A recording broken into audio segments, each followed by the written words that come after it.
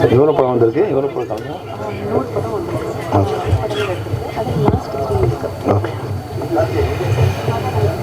அனைவருக்கும் என்னுடைய மதிய வணக்கத்தை தெரிவித்துக் கொள்கின்றேன். ஆக்சுவலாக இந்த நிகழ்ச்சிக்கு நான் இது 2வது முறையாக வரேன். இப்போ இது நேற்று இந்த நிகழ்ச்சி நடக்குதுன்னு சொல்லிட்டு துஷாந்த் நான் நேற்றே இங்கே வந்துட்டேன். ஆக்சுவலி நேற்று ஒரு ஷார்ட் ஃபிலிம் ஃபங்க்ஷன் நடந்துகிட்டு இருந்தது. அது யார் என்ன கூப்பிட்டான்னு தெரியாமல் அவங்களும் ஒரு ஷால்வா போட்டு என்னை மாலை போட்டு வரவேற்று, அது ஹோம்லி என்டர்டைன்மெண்ட் ஒரு கம்பெனி, அவங்க தான் என்னை கூப்பிட்டாங்கன்னு நினச்சிட்டு வந்தேன். அப்புறம் இப்போ வீட்டுக்கு கிளம்பும்போது அசோக் மேத்தாவும் நம்ம தீனாவும் சொன்னாங்க, சார் இன்றைக்கி தான் ஃபங்க்ஷன், அதனால் மறுபடியும் இன்னைக்கு இந்த ஃபங்க்ஷன் வந்திருக்கேன். ஏன்னா இந்த ஷார்ட் ஃபிலிம் ஃபங்க்ஷனுங்கிறது ரொம்ப ஷார்ட் ஃபிலிம் ரொம்ப முக்கியமான ஒரு விஷயம் சினிமாவில். நான் டைரக்டரான காரணம் கூட ஷார்ட் ஃபிலிம் தான். ஃபிலிம் இன்ஸ்டியூட்டில் நான் டைரக்ஷன் ஸ்டூடெண்ட்டாக இருக்கும்போது எங்களுக்கு இந்த ஃபைனல் இயரில் ஒரு படம் பண்ணணும். ஒரு 1000 ஃபீட்டுக்குள்ளே ஒரு படம் பண்ணணும். அதை வச்சு தான் எங்களுக்கு பாஸ் ஆஃப் ஃபெயில் அது டிசைட் பண்ணுவாங்க. நான் ஒரு ஃபிலிம் பண்ணியிருந்தேன். அதுக்கு முன்னாடியே நான் ஃபிலிம் இன்ஸ்டியூட்டில் படிக்கும்போதே மணிவண்ணன் சார்ட்ட அசிஸ்டண்ட்டாக இருக்கேன். அப்போ விஜயகாந்த் சாரோட பழக்கம், அது 3 இயர்ஸ் முன்னாடியிலேருந்தே ஒர்க் பண்ணியிருக்கேன். While I'm studying I am working with Manivannan. அப்போ ஏற்கனவே அவர் போய் சார் கால் ஷீட் வேணும் கேட்கும்போது ஏற்கனவே சொல்லியிருக்கேன், இருந்தாலும் இந்த ஷார்ட் ஃபிலிம் சொன்னால் சரியாக இருக்கும்னு நினைக்கிறேன். அப்போ விஜய் ராவத்தர் சொன்னார், இன்னொரு 2 இயர்ஸ் கழிச்சு பார்க்கலாம்ப்பா, அண்ணன் கால் ஷீட் இல்லைன்னார். மறுபடியும் 2 இயர்ஸ் கழிச்சு போனேன் சொன்னார், தம்பி அவர் என்னை பார்த்ததே மறந்துட்டார், தம்பி இன்னும் ஒரு 2 வருஷம் அண்ணன் கால் ஷீட் இல்லைன்னு. நான் எனக்கு தெரிஞ்சிச்சு இன்னும் 20 வருஷம் கழிச்சு வந்தாலும் ராவத்தர் அதே பாட்டை தான் பாடுவார், அண்ணன் கால் ஷீட் 2 வருஷத்துக்கு இல்லைன்னு. அதனால் விட்டேன். விட்டுட்டு அப்புறம் ஃபிலிம் இன்ஸ்டியூட்டில் படிச்சுட்டு அந்த படத்தை கொண்டு ஒரு நாள் வந்தேன். அப்பவும் அதே சொன்னார். மறுபடியும் 3 வருஷம் கழிச்சு போகும்போது சொன்னார், தம்பி அண்ணன் கால் ஷீட்டை இல்லைப்பான்னார். நான் சொன்னேன், சார் கால் ஷீட் கேட்க வரல, நான் ஃபிலிம் இன்ஸ்டியூட்டில் ஒரு படம் பண்ணியிருந்தேன் சார், ஒரு தடவை நீங்கள் பாருங்கள் அப்படின்னு சொன்னேன். சரி பார்க்கலாம்ப்பா. அவர் கால் ஷீட் இல்லைன்னு சொன்னோடனே ரிலாக்ஸ் ஆகிட்டார். ஏன்னா எல்லோரும் ப்ரெஷர் இல்லையா, அவருக்கு யார் கொடுக்குதுங்கிற அந்த முடியாத ஒரு காலகட்டத்தில் கால் ஷீட் வேணான்னு சொன்னோன்னே சந்தோஷப்பட்டார். சரின்னு என் படத்தை பார்த்தார். அந்த படத்தை பார்த்துட்டு அடுத்த நாள் காலையில் கூப்பிட்டாரு, தம்பி நம்ம அண்ணன் வச்சு ஒரு படம் பண்ணுறோம் அப்படின்னு 30ஆவது நாள் ஷூட்டிங் பூஜை போட்டார். 2 வருஷம் கழிச்சு படம் இல்லைன்னு சொன்னவர் படத்தை பார்த்து 30ஆவது நாள் நான் விஜயகாந்த் சார் வச்சு படம் பூஜை ஸ்டார்ட் பண்ணிட்டேன். அப்போது இந்த ஷார்ட் ஃபிலிமுங்கிறது என்ன ஒரு முக்கியமான விஷயம்னா, நம்மளோட திறமையை உலகத்துக்கு காமிக்கிறதுக்கு ஒரு சின்ன செலவில் ஒரு படம் பண்ணணும். அப்புறம் ஷார்ட் ஃபிலிம் பண்ணும்போது பண்ணுறவங்க எல்லாரும் ஒன்று நினைவில் வச்சுக்கணும், ஷார்ட் ஃபிலிமுங்கிறது ஒரு ஈஸியான விஷயம் இல்லை. ஒரு திரைப்படம் 3 விஷயமான ஒரு கண்டென்ட் இருக்குது. ஒரு திரைப்படம், ஒரு ஷார்ட் ஃபிலிம், ஒரு ஆட் ஃபிலிம் பண்ணலாம். ஒரு திரைப்படம் பண்ணும்போது நமக்கு அந்த சீனில் ஒரு கண்டென்ட் இருந்தால் போதும். கண்டென்ட் இல்லாத சீன் இருக்கக்கூடாது. அந்த சீன் அடுத்த சீனையும் முன்னாடி இருக்க சீனையும் ஜாயின் பண்ணுற ஒன்றா இருக்கணும். ஆனால் ஷார்ட் ஃபிலிம் பண்ணும்போது என்னென்னா, எவ்வரி ஷார்ட்டில் ஒரு கதை இருக்கணும். அப்போ தான் அந்த ஷார்ட் ஃபிலிம் நல்லாயிருக்கும். அப்போது அதை விட ரொம்ப சுருக்கமாக வந்துடும். நீங்கள் ஆட் ஃபிலிம் பண்ணிங்கன்னு வச்சிங்க, எவ்வரி ஃப்ரேமில் ஒரு ஸ்டோரி இருக்கணும். அப்போ எவ்வரி ஃப்ரேமை நீங்கள், ஏன்னா அது 10 செகண்ட்ஸில் நீங்கள் அந்த கதையை சொல்லணும். 10 செகண்ட்ஸ்க்குள்ளே ஒரு கதையை சொல்லணும். அப்போ எவ்வரி ஃப்ரேம் ஒரு முக்கியம். அதுபோல் ஷார்ட் ஃபிலிம் பண்ணும்போது என்னென்னா, எவ்வரி ஷார்ட் முக்கியம். ஏதோ படம் பண்ணோம் அப்படின்னு இருக்கக்கூடாது. அப்போது ஒரு ஃபிலிம் பண்ணுறது ஈஸி, ஆனால் ஷார்ட் ஃபிலிம் பண்ணுறது ரொம்ப கஷ்டம். அந்த ஃபிலிமுக்கு உண்டான நான் பண்ண படமே ஒரு திரைப்படமாக பண்ண வேண்டியது படத்தை தான் நான் ஒரு ஷார்ட் ஃபிலிமாக பண்ணேன். அப்போ எதையெல்லாம் சுருக்கி ஒரு ஷார்ட் ஃபிலிமாக பண்ணி அந்த படத்தில் இருக்க வேண்டிய எல்லா விஷயங்களுமே அந்த ஷார்ட் ஃபிலிமில் கொண்டு விடுறதுங்கிறது ரொம்ப கஷ்டமான விஷயந்தான். அப்போது அந்த ஷார்ட் ஃபிலிம் இன்றைக்கி நூற்றுக்கணக்கான இயக்குநர்களை வெளியே உலகத்துக்கு கொண்டு வந்திருக்கு. நாங்கள் கூட இப்போ நாங்கள் டைரக்டர் ஆன பிறகு நாங்கள் டைரக்டர்ஸ் யூனியன் பிரசிடெண்ட்டாக வந்த பிறகு, இப்போ பேரர் சார் இருக்கார், நான் பேரரசு உதயகுமார் விக்ரமன் எல்லாம் இருக்கும்போது எங்கள் மெம்பர்ஸை அவங்களோட திறமைகளை வெளியே கொண்டு வரணும்னு வெளியே இப்போது துஷாந்த் வந்த மாதிரி ஒரு நண்பரை பெங்களூரில் ஃப்ரெண்ட் எடுக்கி அவரோட ரெக்வஸ்ட்டில் ஒரு 50 டைரக்டரை உருவாக்கி 50 பேருக்கு ஒரு 50 லட்ச ரூபா செலவு பண்ணி ஒவ்வொருத்தரையும் ஒரு ஷார்ட் ஃபிலிம் பண்ணுறதுக்கு ஒரு வாய்ப்பை ஏற்படுத்தி கொடுத்தோம். அதில் யாராவது சரியாக பண்ணியிருந்தாங்கன்னா அது நிச்சயமாக ஒரு ஐடென்டி கார்டு, இல்லை ஒரு விசிட்டிங் கார்டு மாதிரி வச்சுக்கலாம். நம்ம யாரும் காமிக்கிறதுக்கு ஒரு விசிட்டிங் கார்டாக பயன்படுத்தலாம். அது மாதிரி தான் இந்த நிகழ்ச்சியை நான் கலந்துக்கணும்னு விருப்பப்பட்ட காரணமே, யாரோ ஒரு 10 பேர் ஒரு படம் பண்ணி அவங்களுக்கு ஒரு விலாசம் கிடைக்கிறதுக்கு. ஆர்கே செல்வமணிங்கிற ஒரு 30 வருஷத்துக்கு முன்னாடி யாருன்னு தெரியாது. ஆனால் ஒரு ஷார்ட் ஃபிலிம் பண்ணி அதை இன்னொருத்தர் காமிச்சு ஒரு வாய்ப்பு வரும்போது இன்றைக்கி என்னோட முகவரியாக அந்த படம் மாதிரி இருக்குது.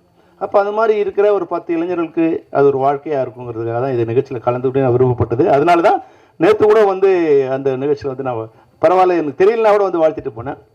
இன்னைக்கு நல்ல வேலையாக இன்றைக்கி இந்த துஷாந்த் அவரோட பர்த்டேவும் சேர்த்து வந்திருக்கு. அவர் பிறந்த நாள் வந்து அவர் 100 ஆண்டுகளுக்கு கடந்து நல்ல சிறப்பாக வாழணும். அவர் எடுத்திருக்க முயற்சிகள் அனைத்தும் வெற்றி பெறணும்.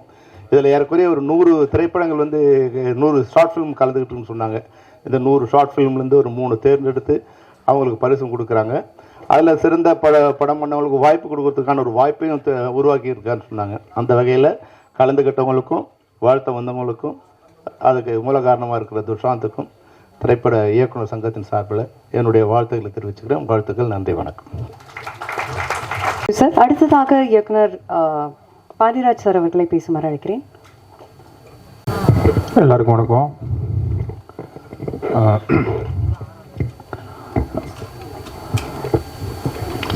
ஆர்கே சுலம் சார்னாலும் இன்னைக்கு வர வேண்டிய ஃபங்க்ஷனுக்கு நேற்று வந்துட்டு போனார்.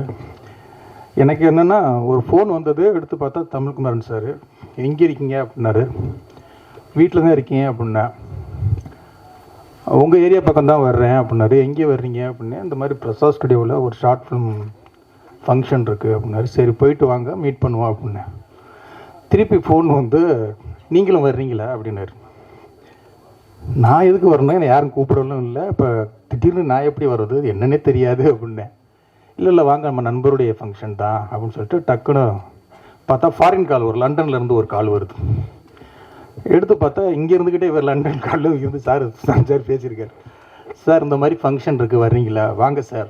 வர்றீங்களாட கேட்கல, வாங்க சார் அப்படின்னாரு. வாழ்க்கையில் சார் இப்படி ஒரு அரை மணி நேரத்துக்கு முன்னால் ஃப்ரெண்ட் ஆகி அரை மணி நேரத்துக்கு அப்புறம் வேகமாக குளிச்சுட்டு ஃபஸ்ட்டு டைமாக ஓடி வர்றோம் ஒரே ஃபங்க்ஷனு இந்த ஃபங்க்ஷன் தான் சார். அது என்னென்னா தமிழ்குமரன் சார் மேல் உள்ள அந்த நட்பும் உங்களுடைய அந்த நல்ல நோக்கத்துக்காகவும் தான்.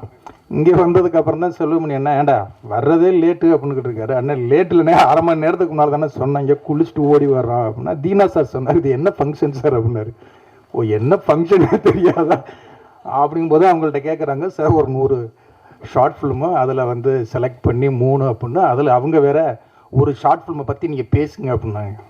ஷார்ட் ஃபிலிமு பொதுவாக பேசிடுறேன் அப்படின்னு. அதனால் இது என்ன ஃபங்க்ஷன், எப்படிப்பட்ட ஃபங்க்ஷன், இதில் எப்படி பண்ணியிருக்கீங்க எதுவுமே தெரியாமல் உங்களை வாழ்த்த வந்து ஒரு ஆள், நானும் ஒரு ஆள். அண்ணா செல்வமணி என்ன சொன்னது மாதிரி ஷார்ட் ஃபிலிம் படம் பண்ணுறது ரொம்ப ஈஸி.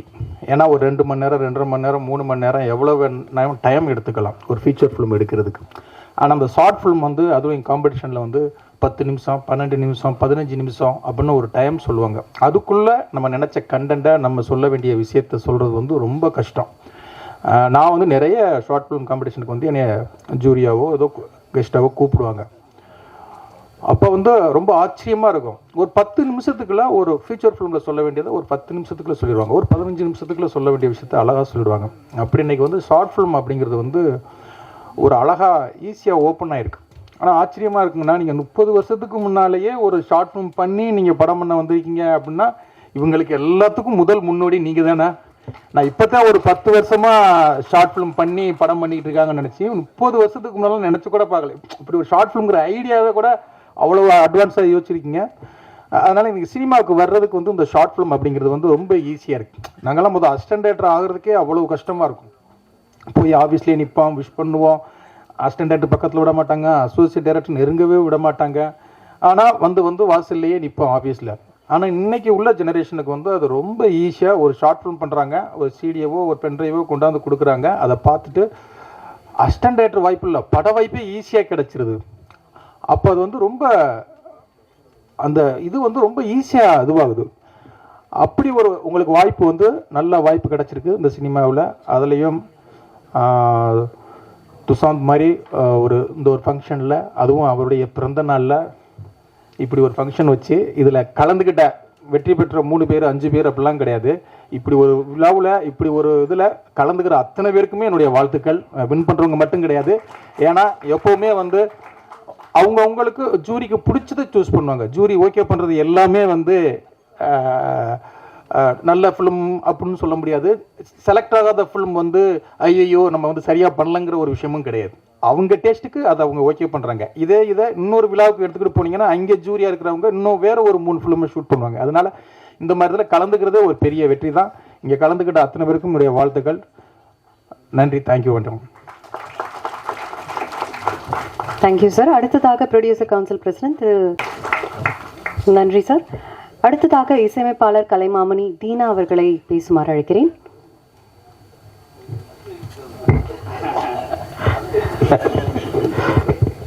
அனைவருக்கும் வணக்கம். இந்த மேடையில் தலைமையேற்று நடந்து கொண்டிருக்கும் 25,000 தொழிலாளர்களின் முதுகெலும்பாக இருந்து கொண்டிருக்கும் எங்கள் மரியாதைக்குரிய அண்ணன் ஆர்.கே. செல்வமணி அவர்கள், அப்புறம் எங்களுடைய ரொம்ப பிரியமான தயாரிப்பாளர் சங்கத்தின் தலைவர் தமிழ்குமரன் அவர்களுக்கும், பிரியமான டைரக்டர் 2 பேர் இருக்காங்க, அவங்க அவர்களுக்கும் என்னுடைய வணக்கத்தை சொல்லி, இது என்னுடைய லைஃப்பில் நடந்த சில விஷயத்தை மட்டும் நான் பகிர்ந்துக்கிறேன். இந்த ஷார்ட் ஃபிலிம் தான் எனக்கு முதல்ல எனக்கு வாய்ப்பு கொடுத்தது. அந்த ஷார்ட் ஃபிலிம் என்னென்னா, வெம்ப்ளி அரினாவில் லண்டனில் போய் நான் வந்து அந்த அவார்டு வாங்கினேன். அது அந்த அரினா. ஸோ லண்டன்லேருந்து வந்திருக்கும் துஷாந்த் அவர்களுக்கு என்னுடைய வாழ்த்துக்களை தெரிவிச்சுக்கிறேன். நிறைய ஷார்ட் ஃபிலிம் பண்ணுங்கள். என்ன வந்து ஷார்ட் ஃபிலிமில் கொண்டு வந்து விக்ரம் சாரும் ராதிகா மேடம் நடித்த சிறகுகள் என்ற Sun TV production short film அது. அதில் நான் ஃபஸ்ட்டு அறிமுகமானேன். அந்த பாடலை கேட்டு தான் கண்ணின் மணி கதை கேளம்மா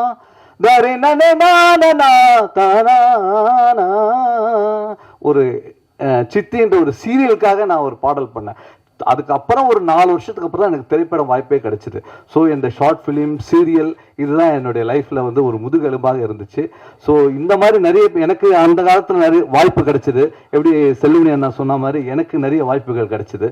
இந்த சித்தி சீரியல் மூலமாக, டெலிஃபிலிம், அப்புறம் மனோபாலா நடித்த டெலிஃபிலிம் அன்னை என்ற ஒரு இது. அப்புறம் தான் வந்து 4 வருஷத்துக்கு அப்புறம் மிடில் கிளாஸ் மாதவன் என்ற முதல் திரைப்படத்துக்கு நான் இசையமைச்சேன்.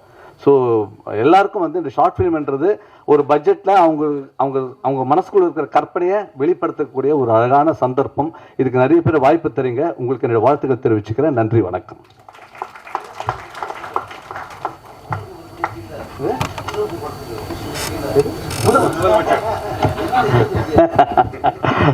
ஸோ இன்னைக்கு நம்ம முதல்வர் ஐயா ஆனரபிள் சீஃப் மினிஸ்டர் அவருடைய பிறந்தநாள் வாழ்த்துக்களை தெரிவிச்சு போனோம் எல்லாருக்கும். இதில் என்னென்னா, எனக்கு ஒரு பாக்கியம் என்னென்னா, சிஎம் சாருடைய படத்துக்கு இசையமைக்க எனக்கு அப்போது வாய்ப்பு கொடுத்தாங்க ஆர்பி சௌத்ரி சார் அண்ட் பேரரசு. அப்போது பேரரசு வந்து அவர் இன்ட்ரடியூஸ் பண்ணியிருக்காங்க.